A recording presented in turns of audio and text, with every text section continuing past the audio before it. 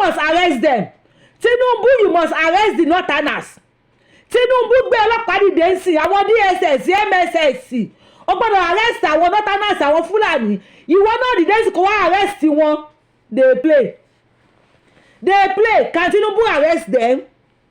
Bàbá Tinubu ṣe lè fọlọ́pàá mú wọn ṣọ́tá ó tàn bí òótọ́ o ó tàn bí òótọ́ o gbogbo ẹ̀yin wèrè tẹ́ ẹ̀ ń bú Sunday Adéyẹmọ Ìgbòho Òòṣà tẹ́ ẹ mú Professor Banji Akíntóyè tẹ́ ẹ mú sọ́wọ́ ẹ̀yin wọn Nàìjíríà alpha àwọn ọlọ́run yín tí wọ́n ní Nàìjíríà wọ́n ti sọ̀rọ̀ o ohun tádìsá sọ tẹ́ bẹ̀rẹ̀ sí ní gẹ́jẹ́ tí Professor Banji Akíntóyè sọ tẹ́ kẹ́yìn sókè bí ẹran sísun tí Yorùbá Wùyí sọ tẹ́ fi fún mi lórúkọ adáwọn ayé yín padà ta o gbogbo tẹ́ ẹ pè ní rọ́jọ́ kìíní àná ó mà ti dòótọ́ ó ti dòótọ́ kí Tinubu náà lọ arrest wọn ló kù ariwo tádìsá pa wípé Nàìjíríà ti expire ní orí burúkú ṣe ń ṣẹlẹ̀ ní Nàìjíríà wọ́n ṣe ń jíyàn gbé wọ́n ṣe ń báyàn sùn ẹ̀yin tẹ́ bá ti wo fídíò yìí dáadáa ẹ máa rí fídíò kan bẹ́ẹ̀ ní tó ti ń da owó sókè àwọn agbésùnmọ̀mí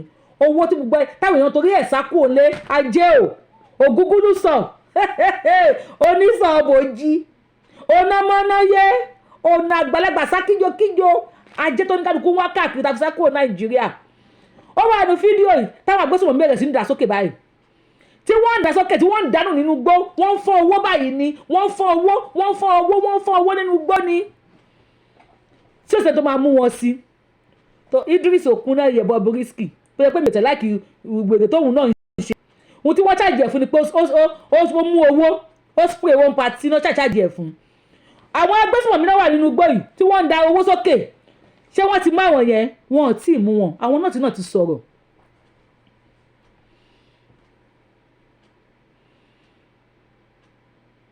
ó yá náà ó yá let's go there wọ́n láwọn ò fẹ́ Nàìjíríà mọ́ ìyẹn nìkan kọ́ wọ́n ti ṣe mítìnì Northern Elders Forums àwọn àgbààgbà nọ́ọ̀tì wọ́n ti ṣe mítìnì wọ́n ní àwọn ò fẹ́ tó ń jẹ́ wọ́n ní Nàìjíríà ti expire agolo tá à ń pa fún yín ni pé Nàìjíríà ti expire àwọn pípọ̀ nídìí ẹ̀mẹ́jọ́ rò wọ́n láwọn sọ pé àwọn ò fẹ́ Nàìjíríà in the first place o wọ́n ní Saudi náà sọ pé àwọn ò fẹ́ Nàìjíríà o kì í ṣe kankan ní culture kì í ṣe kankan náà ní heritage wọ́n ní history wa ò dọ́gba wọ́n láwọn ò fẹ́ wọn Nàìjíríà wọ́n ní Saudi náà sọ o èmi kọ́ ni mo sọ̀rọ̀ ẹ máa gbọ́ nínú fídíò yìí ni o spokesperson wọn spokesman wọn Professor Abdullahi Ango òun ló sọ̀rọ̀ lójú gbogbo wọn báyìí ní ẹ máa rí fídíò ẹ̀wọ̀n bíbí ó láwọn ò fẹ́ wọn Nàìjíríà ó ní Saudi náà sọ nígbà yẹn ṣùgbọ́n àwọn bàbá wa wọ́n fẹ́ràn àlejò tó nílé lọ British kó sí wọn lórí ìtọ́jú pé wọ́n fẹ́ wọ́n Nàìjíríà wọ́n wá fi jẹ́ olórí pé ṣùgbọ́n ó dà tó pé ò fẹ́ ó yá join ní wa wọ́n máa ṣe olórí lórí wọn bẹ̀rẹ̀ sí ní fi wọ́n wò ó ẹjá wọnú agbami ètò ọ̀rọ̀ pọ̀ ní ìwé ìpẹ̀jọ́ ẹ wo ó lẹ́tì kẹ́ ó sẹ́mẹ́ gbàgbọ́ ó sẹ́mẹ́ ń gẹ Yorùbá Wuyì lórúkọ tèmi ẹjá wọnú show lọ see you ẹjá lọ. I appreciate that some of us who have been invited here perhaps should be in the museum by now, by virtue of the number of days, months, and years that were spent on this planet.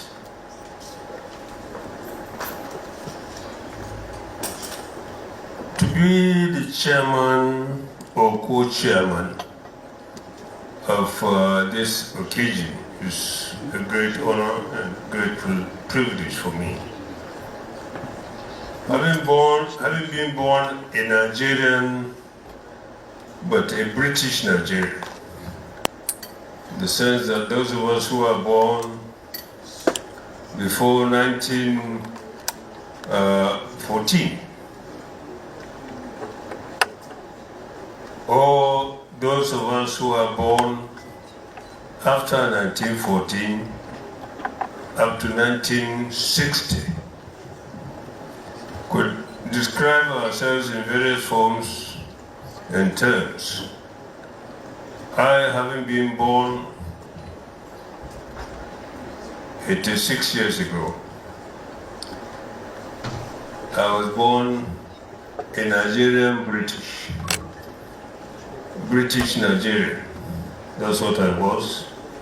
And I believe there are quite a few of us here who are British Nigerians. And up to 1960, when Britain left us alone to manage our affairs, we were such. And for me, really, I've seen Nigeria as a British colony, administered by the British people. And they decided in 1914 to invite some of our elders to a meeting where some far-reaching decisions will be taken in terms of the future of the country. And by that, I mean the promulgation edict that was discussed in 1914 included 6 eminent Nigerians, or 6 eminent people, because at that time, before the meeting, they were not Nigerians. It was after the 1914 that we assumed a new name, or a name referred to as Nigeria. If you read that edict, for those of you particularly with penchants for law, like Dogara Wood, will see the content of that edict. It was an edict because it was a decision made by former British military officers who were governing us, in various ways in the country as a colony. And they couldn't have used any other term than an edict. And after that edict was approved in their meeting, this was then referred to the colonial office, and it was adopted that this new nation was then born. Nigeria was born by that declaration in the edict. So, for those who are curious like me, I read quite a bit of that edict, and it was an edict of hope that the Nigerians that were colonized from Lagos to southern part up to the northern part in 1903 would now be regarded as a country, and that country would be named Nigeria. It is of interest to hear that maybe I'm wrong here, the historians are here. It was the governor, the wife of the governor, or I think the Governor General, that in fact gave us our name, Nigeria. Now, the content of that edict was simply that the people that had been put together under that edict are called Nigeria, and the people within Nigerians will now move forward and over the years build a country that they could call their own, and others would also respect as a country different from theirs. And I think that the edict was very clear. In fact, it said the life of the edict was just 100 years. The edict would expire after 100 years. So technically and statistically, this edict expired in 2014, exactly 100 years after. But we did not do anything in a very special way to say that that edict no longer existed and so on, but it was there. But the content was very, very important. And if you read the content, you then consider why we're here today as very, very important. The elements in the edict were simply that the people who were conquered by the British from the southern part of Nigeria, Lagos and others, including the north of course, are now agreed that they are going to build a country. And this country will be called Nigeria. And they should be working very hard to make sure that they succeeded. And from time to time, they should create opportunities to assess the kind of progress that was being made towards that objective of building a country. And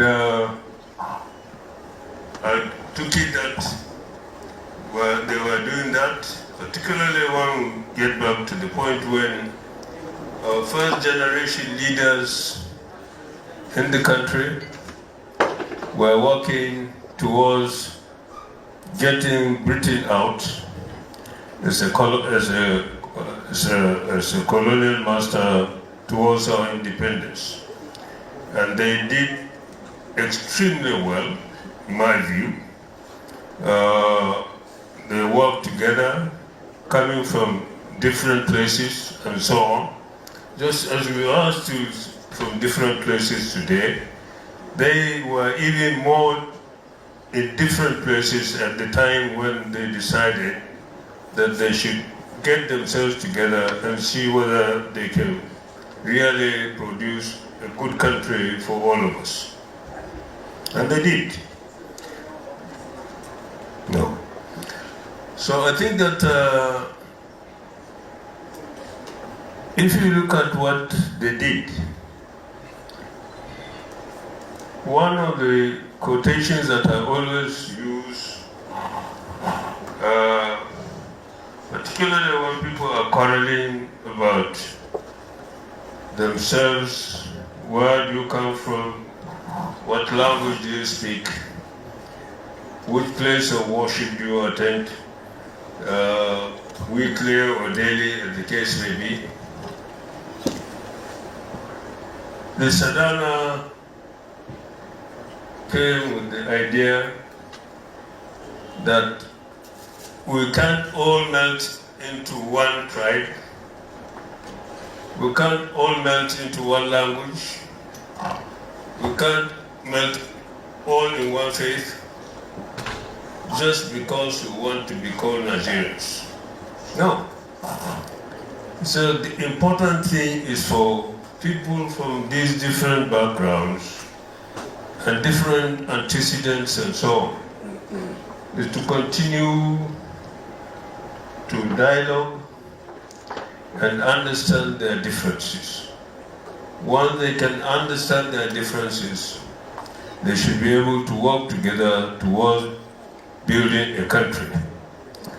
And this was the spirit behind their working together up to the point Nigeria had achieved independence. Not that Sadhana ceased to be a Fulani man, not that Chikawolo ceased to be a Yoruba man, no Zik ceasing to be an Igbo man. But they worked together because they tried to understand their differences. And these differences will always be there forever, more or less. There is nothing you can do about it. It is not your work in the creation of Almighty. And in the various scriptures, I'm not good in all the scriptures, They said, we created you in different nations and so on, so that you can understand each other and live together. So here, I think that going back to the main theme of this dialogue, what is dialogue about? Dialogue, as the master of ceremony has eloquently described, is a situation where you sit down, discuss, and try to resolve matters that are not quite clear to many, or are not understood by many, and so on and so forth, so that you can eventually get closer together in your understanding of issues that are important to all of us. And this is where we are today. As I said, I was born a British Nigerian, as many of us here are. In 1961, the British left us. But even then, I think the Queen remained our head of state until another declaration was made, I think in 1962 or thereabout, for Nigeria to become a republic, so that the headship of government returns fully to the people of Nigeria. Now, those who captured us or conquered us left behind a system that was familiar to them. This is the British parliamentary system, was what was bequeathed to Nigeria at independence. And we can't deny that. And we accepted it. Our leaders went to all sorts of conferences within and outside the country to accept parliamentary system of government, and they tried it. And for some of us who saw it and were part of it, we think it worked for us. It worked for us. The system they left behind was a federal parliamentary system where there is a federal government and there are the original governments. And the region I come from, or I came from, and still come from, is northern Nigeria. And when I started my public service in 1964 after graduating from Ibadan, I started in the north. The north had its own constitution, like the west had its own constitution, the east had its own constitution. There was a federal constitution. And all appeared to be working in harmony, and things were going on fairly well. Until some, perhaps, people a little more in a hurry decided that that system was not working, and it was overthrown. Some would say that was the beginning of our crisis. I would say yes and no to this, because after we discovered our mistakes and the tragedy that befell us after that, we should have thought again, why did we fail if we failed under the parliamentary democracy that we accepted at independence? Why? Why did we fail, if we failed at all? Why did the young boys who decided to uproot it do so? And so on. These are the various questions that ought to be resolved very, very clearly, but unfortunately, for a number of reasons, this was not the case. The country almost broke up, thanks to some elders and some soldiers. Nigeria remained after 1966, but without continuing a crisis that ended us up in a civil war, which again was eventually resolved. General Gowon, head of state in 34 years, who led the country for 9 years, did extremely well together with elders. In his cabinet, or rather in his government, rather than cabinet, there are elders, Chifawolo, Malamini Kano, and the rest of them were working very closely with General Gowon that made it possible for him to run this country for 9 years, including the crisis we went through in the Civil War.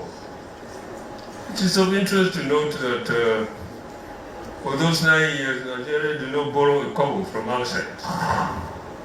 We wonder why. But that's not for me, but for the dialogue people to really unravel a lot of things that have gone wrong since then. Never mind what happened. Then, after Gowon's 9 years, there was a decision to reverse to what people call democracy. Democracy has very elastic meaning. Every country in the world today claims democracy. America claims democracy. China claims democracy. Most countries claim democracy. So democracy must have multiple meanings, flexible meanings, and so on. So it's right for us here to ask what kind of democracy do you want to have. And it's also right to insist that we can have a homegrown democracy. And our children who are versed at a lot of things should be able to do so. But then there was a transition between military and civil rule, and there was a disagreement in terms of how this should happen. And to my mind, that was our first major mistake.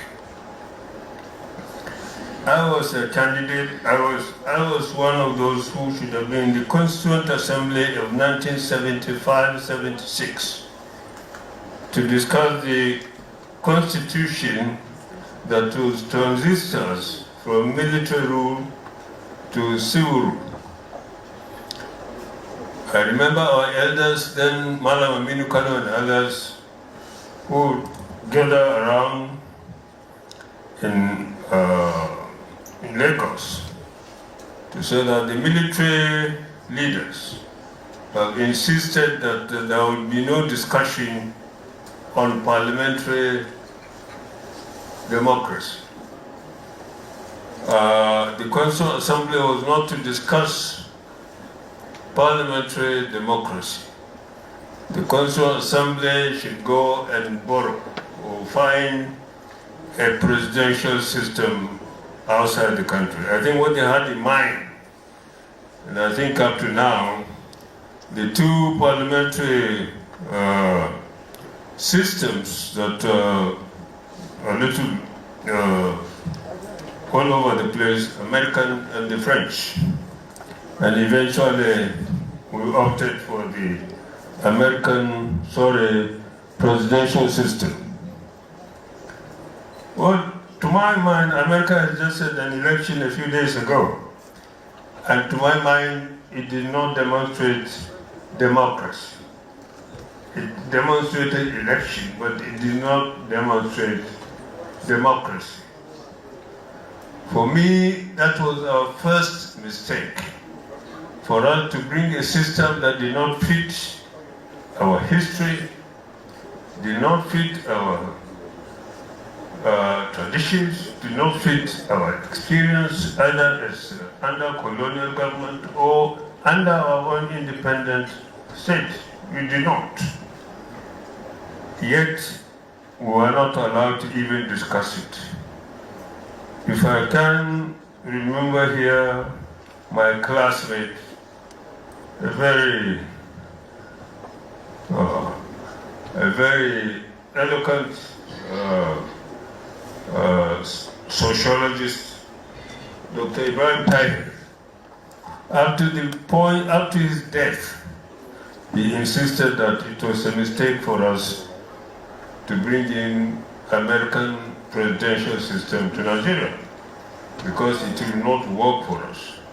And if the parliamentary system had not worked for us just after using it for 5 years, now we have experienced presidential system for 24 years. Dogara is here to testify. 24 years. With due respect, I think our situation is worse than under the parliamentary system that we rejected just after trying it for 4 or 5 years. So this dialogue here should really be as objective, dispassionate as possible, to look at some of the things that we did wrongly. And one of the things we did wrongly was to bring in a system that did not fit our situation. And if we can, and we should, and we can, we should work out something. It may not necessarily be the typical parliamentary system you find in our former colonial masters. Well, it could be something else, but definitely the presidential system has not worked for us. And it should be possible for us to be less sentimental, more objective in really bringing this out clearly. And there are questions I would like to ask, especially those who would be on the panel to tell us yes or no. I will ask these questions later to illustrate the point that the presidential system has failed Nigeria over the last 24 years, and there's need for us to change to something else. Thank you very much.